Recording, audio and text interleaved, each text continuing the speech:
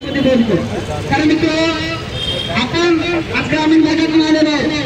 जर तुम्ही बघितलं तर आज आपण बऱ्यापैकी सगळी शेतकऱ्यांची लेकरं आहोत।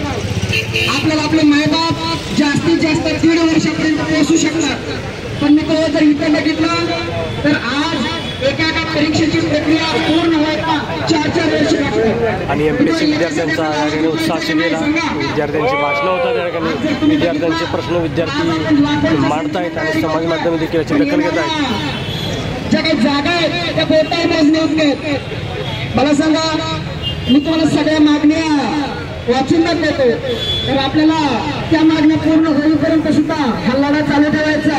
बघा मित्र, आपल्या मुख्य ज्या मागण्या आहेत त्या कृषी विभागाच्या ज्या 258 जागा आहेत तर त्या या राज्यसभेच्या आरमध्ये आल्या पाहिजे।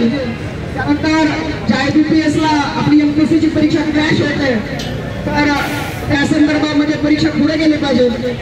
त्यानंतर मित्र, आपल्या ज्या पुढच्या मुख्य जाहिराती आहेत, राज्यसभेची जी ऑब्जेक्टिव्ह पॅटर्नची परीक्षा आपण म्हणतो शेवटच्या, तर त्या संदर्भामध्ये आपल्या अशा मागण्या आहेत की याच्यामध्ये जागावाढ झाली पाहिजे।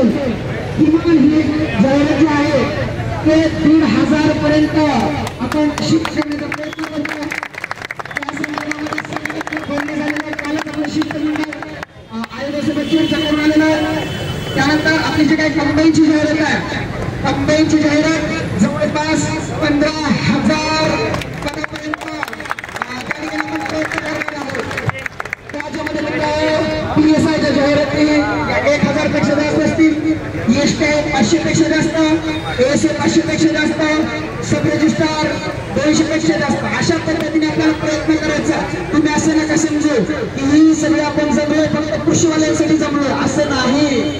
आपल्याला आयोगाला जी काय त्याला आपण म्हणतो ना मरगळलेला आयोग झालाय, तर त्याला त्याची आर्टिकल 315 असण्याची काय संविधानिक भूमिका, ही संविधानिक भूमिका जोपर्यंत आहे त्याच्या पद्धतीने पार पडत नाही तोपर्यंत आपल्याला लढा द्यायचा।